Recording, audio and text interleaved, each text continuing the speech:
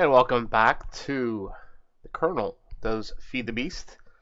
On the Trek Ultimate server, we are using the Ultimate mod pack. I am the Kerrnel. Thank you for joining us.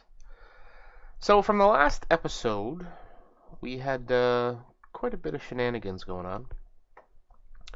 We did get to building the reactor up, and I don't know what happened.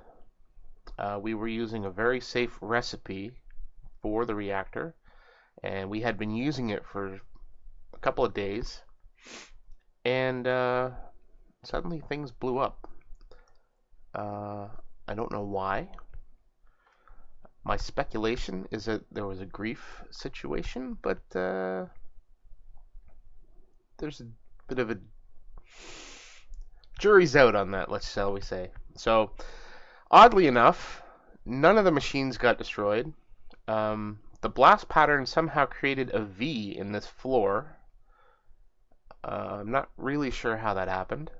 Our spawner did not get touched. None of the AE system got touched. The only thing that we lost were three MFSUs. Ironically, one of the ones down at the reactors survived it somehow.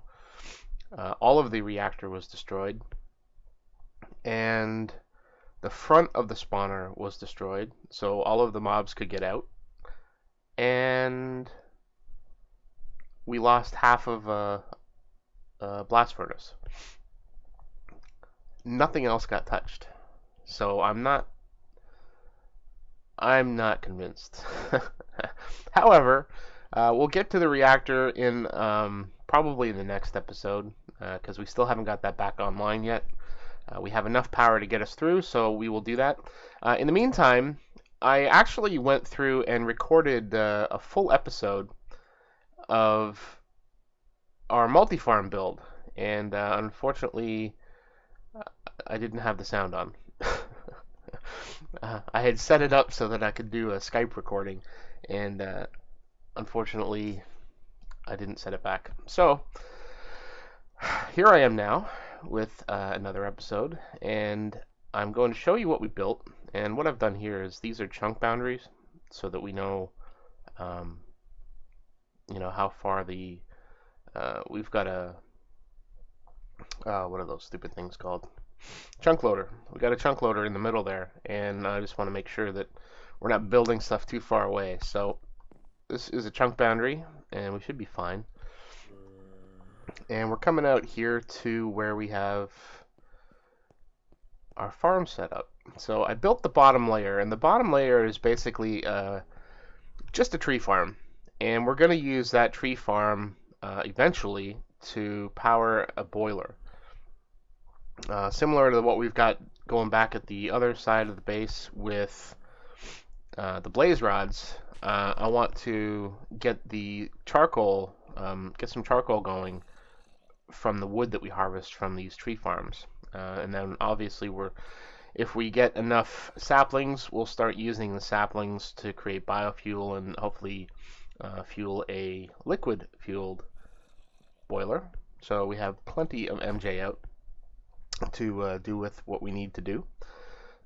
Unfortunately, when I was building this, I could not think of a way to extend the AE system without using just a ridiculous amount of power, so I am not doing that.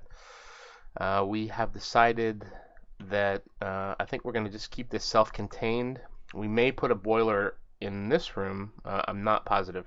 Right now, we're running off of base power, the power that's being generated from the boiler, the one boiler that we do have running, and I think we're using like 10 MJ, so we're not using a lot. And the farm doesn't take a lot. I think it produces faster if we give it more power, but right now it's running pretty smooth.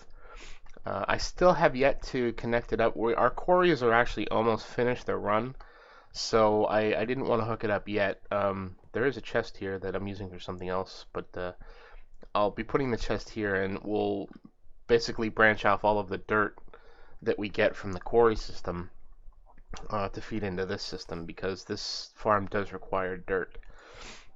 So we have currently harvested. Oh, we're actually accumulating saplings, so this is great. So we can start working on converting these into biofuel or biomass anyway. I have created an abundance of fertilizer. That's one thing I need to figure out, is how to automatically make the fertilizer so that it keeps the farm stocked. The farm can only hold one stack at a time, so I want to make sure that we're giving it enough as it needs it. It doesn't use it very fast, so that's why I have a lot here. This should run, for several days without us having to even worry about it. The fertilizer is made with 2 sand and 1 apatite. We are generating enough sand that we don't have to pump any in, and in fact we'll probably have excess that we can send out. We've got 4,000 wood, so we've got plenty that we can burn. The pillar is just a decorative thing that I was messing with. And the apples we can use to squeeze down the apple juice and create mulch. Don't know what we'll use that for yet, but I'm sure we'll come up with something. So the system here, the AE system, is very basic. We got the controller, the terminal, and people will probably say this is overkill, and it probably is. We've got a 64K drive, but as you can see, we're already using 5,000 of the 65,000. So, and that's only in about a day. So, until we start processing some of this stuff, I think this is fine.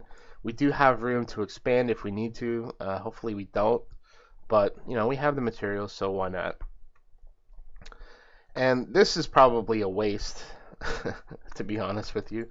The only pattern we have in here is the fertilizer pattern, and I don't even know if this is possible. So hopefully, if I can figure out a way to automate creating the fertilizer to feed this on demand, then this is worth it. Otherwise, it's way overkill. But for the meantime, it works, and as I say, we had the resources, so we might as well go ahead and build it and see if we can figure it out. Part of the fun of this is learning, so that's what we're doing. We're learning how to do this. So we have an aqueous accumulator. The MultiFarm basically takes water, power, and your materials. And this is a lot easier to use than the old farms, and I think the old farms are going to get deprecated at some point. There's been talk that they may be pulled out of forestry altogether. So if that happens, then this MultiFarm is what's going to take over. And so this is the basic farm. It starts out with 4. It's basically a managed arboretum. So it builds in 4 directions, and you'll see upstairs. So the middle is the control, and this is this section here. Excuse me. So this is 5 by 5, and it's 4 tall. And it needs to have this surface up here, and you can see it looks like a diamond, and it goes 6 out in each direction, and then there's a diagonal that connects each of these outlets, and that's your entire farm area. So on the left here is where we put our dirt, and actually it looks like I'm running a bit low, so I may have to fill that in at some point. These are all of the saplings. When you plant an oak sapling, it, I believe, will drop apple oak sapling, and maybe it drops both. I don't know. I've actually never paid attention to the actual, minute by minute, but I do know that at some point the apple oak saplings take over, and that's all it's doing. So these are the ones that actually grow the fruit, so that you can get apples. This is the inventory. So all of the wood that's harvested and any additional saplings that are harvested are sent down here, as well as the sand, all of the byproducts basically of the harvest. And I think it's actually 8 slots here. There's a line here, but I don't think they're separate. I don't think. So the farm kind of manages itself. It keeps all of these saplings stocked, and anything in excess it sends out. And so we have an export bus. So this is what exports from the AE system into the farm. And we send out the apple oak saplings, we send out the fertilizer, and we send out the dirt. Those are the inputs. And then everything else comes out the export or the import bus, importing into the system. It's actually very simple to run, and the AE system makes it a lot easier because you don't have to mess with the pipes and tubes and whatnot. So I'm very happy about this. It's worked out well. It's working well, but as I say, unfortunately, I recorded and did not have sound. So you didn't get to see me build all this. So today, I am going to build the next layer because we're going to stack these. So I've built kind of the outside, and I'll just kind of give you a quick look at what it looks like. And this is based off of Shabazabam or something. I can't remember his name. It always confuses me how to pronounce it. He's got a very similar looking design. This is a little more diamondish, but basically I'm not stealing it. I'm using it and adapting it. This is his design, more or less. He didn't really do a tutorial on it, but I need to fix that. But it's I liked it. It looked very nice. His was using, I think, bricks, stone brick, and wood and other things. I thought I would merge it with the existing surroundings to make it look kind of neat. So this is one farm, and it's this is the tree farm. And what we're going to do above, since we're running low on rubber, I'm going to build a rubber farm. So we're going to start out first by building the structure for the rubber farm. Now, the farm below, the arboretum, this is managed, so the farm actually does all the work for you. The rubber tree farm is not managed. It's the manual farm, but that doesn't mean that there isn't some automation in it. All it means is that you have to plant the soil and you have to plant the trees. But with the rubber farm, all it does is it harvests the sticky resin. So it doesn't actually chop anything down. So when the sticky resin replenishes, it just harvests it and then waits for it to replenish again. So what I'm going to do is I'm going to basically put the farm in, plant the dirt, plant the saplings. I don't think I have enough to really build them all, but hopefully at some point we will. And basically chop off all the leaves so that all that's left are the trunks, and the sapling or the resin can just replenish itself. I think that will work. So that's what I'm going to try out. So until then, I need to build this farm. So I need to build it at least one up from where we are, and I'll build, the decorative structure around it later. So this is the middle, and again, oops, it's a 5x5, and no. As you will see, probably, because I'm sure I'll misplace a few bricks, the farm blocks are very, very sensitive. It's like going through netherrack. So if you have like a really super powered pickaxe, you may want to switch it out for something a little less fancy, because if you've got efficiency on it, you're going to break about 5 blocks at a time. So that can be very annoying. So here we go. So we build 5x5. So we build out 2 on each side, and we build 2 on that side. Alright. Wow, did I get that off? Okay. So we build out a 5x5, and this is going to be the center part of the farm. And what we will do is we'll have to build out the actual planting area. And the planting area is going to be made up of the brick, or a type of brick that the farm can be made of. So I've chosen to use stone brick.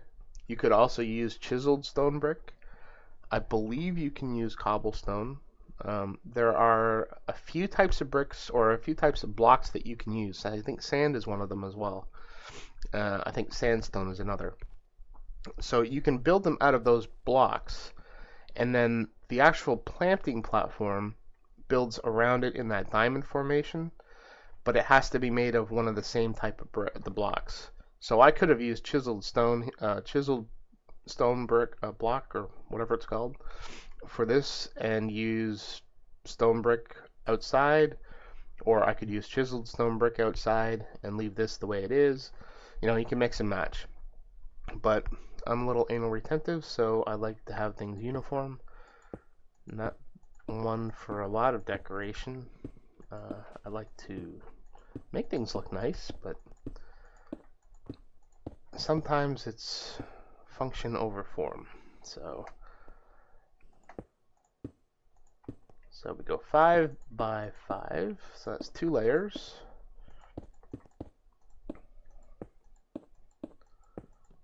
And it seems that every time I do one of these builds, it's at night.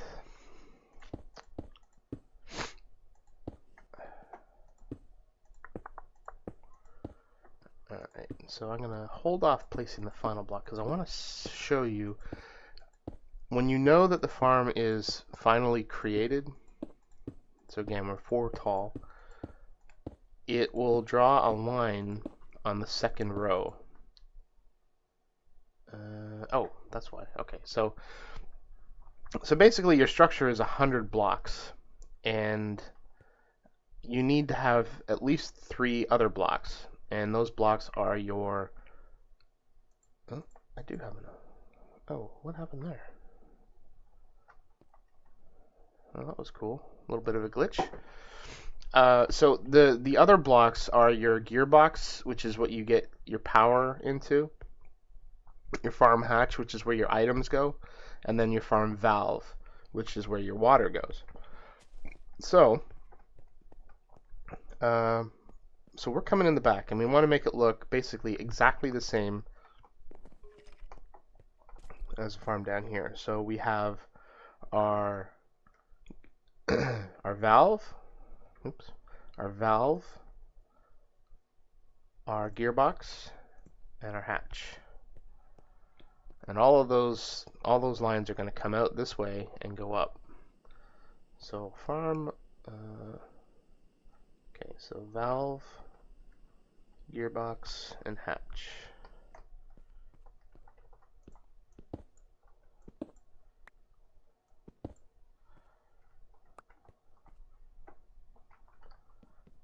Valve for the water.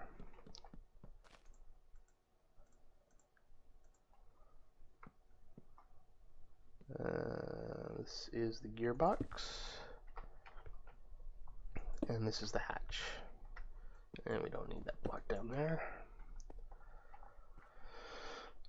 Okay, so now I need to replace those other 3 blocks, or 4 blocks up the top here. Well, since I said it, I might as well show you. See, just a little bit of a click and you get all of those knocked out. So let's fill that all up. Okay, so right now there is no farm. Now you place the final block, and then you go wait a few seconds. There you go. So now you have a farm formed. So you can right click on it, and right now this is a managed arboretum.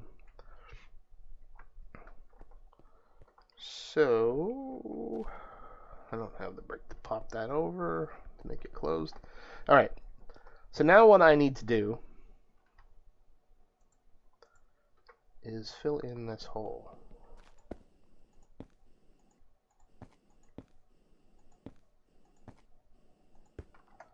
There we go.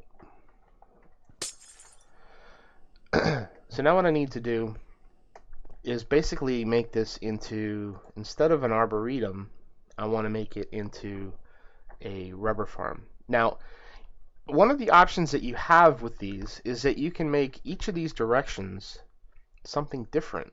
And actually, before I do that, I actually need to build the platform above here. So I'm going to need to get more stone bricks. But you can build this so that in this direction, you have, I think this is northwest. I think they're cardinal directions. But either way, so you build out 6 in each direction, and one of that direction can be one thing. So if you have, let's say you're planting, you wanted to have a tree farm on this side, you could have a wheat farm on this side, you can have a carrot farm on this side, you could have something else on this side. As long as you're getting the materials in and the seeds and all the things that it needs, you could do that. You could have 4 different farms in one. In this case, because I'm trying to maximize, what we're getting out of it, I'm just leaving it the way it is, and I will make all 4 of these rubber tree farms. And to do that, you have to put I think it's an integrated circuit. You have to make an integrated circuit, and I won't go into that process here. You can read that on the wiki for Forestry. But you create whatever it is you want, and you can specifically place the different tubes in on the circuit that you want to be represented here. So depending on what you build in your circuit, you can pop this in, pop it out, and the farm will do whatever it is that you've configured it to do. So I'm going to go grab a few bricks, and then we'll start building this, build it out. So we'll be right back. Alright, I am back. So I had to make some bricks. In the meantime, I put some more dirt in the system, so we've got a few stacks left. And we've replenished that. So I now have the pipes that... Oh, no, I don't. I can't believe that. Thought I had them all. Missing a couple.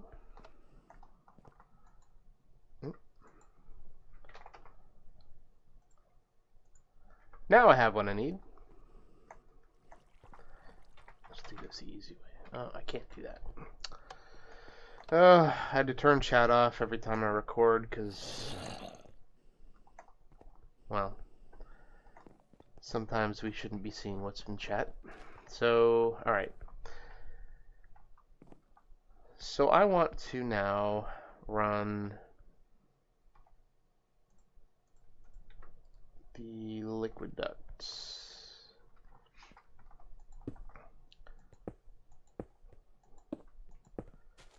So we're going to run the liquid duct, and then I'm going to run the redstone, and then I will run the ME cable, and then once that is done, we'll come back. In fact, what I'll do is I'll speed up the video for that, so you can see me actually doing it. Just in case it gives you any ideas, or you have any questions, or you're wondering things. And then once we finish running those wires, or the tubes and whatnot, then we will go ahead and build the platform with the bricks. So I will be back in a moment.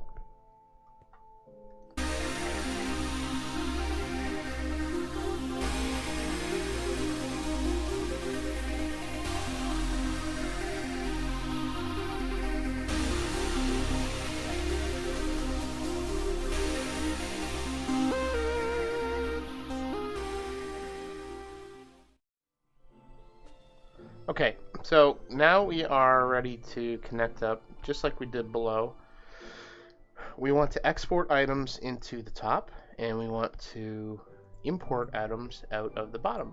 So stick our export bus on, and then we will stick our...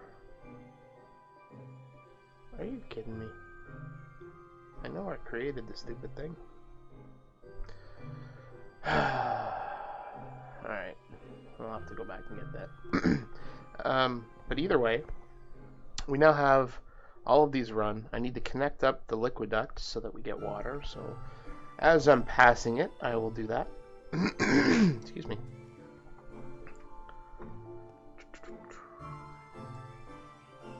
There we go. Let's see.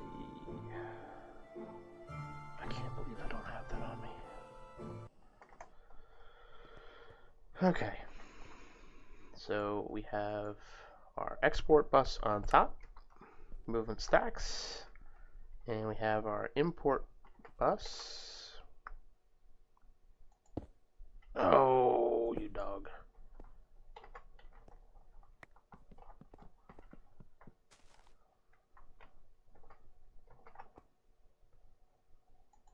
Import bus.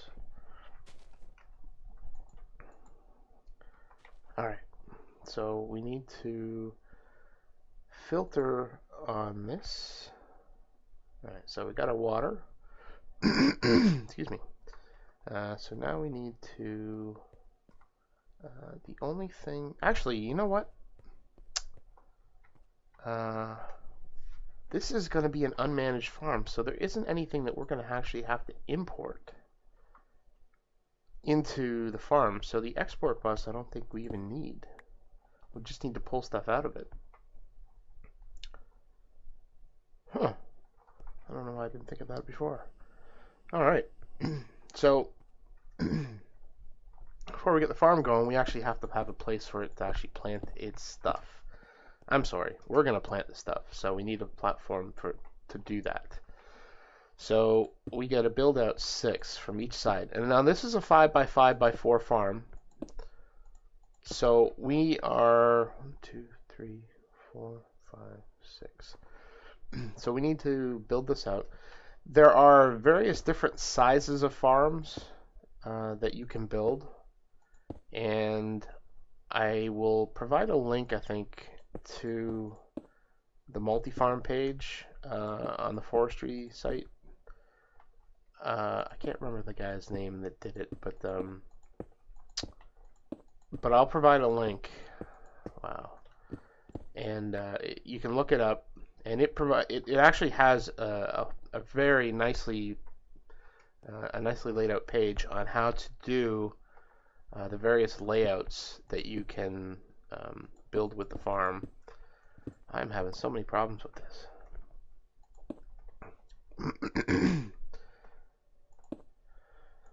So I'll put a link to that, and we'll go ahead and speed this up a bit until we get the platform done and ready to build the diagonals. 1, 2, 3, 4, 5, 6. All right, enjoy the music.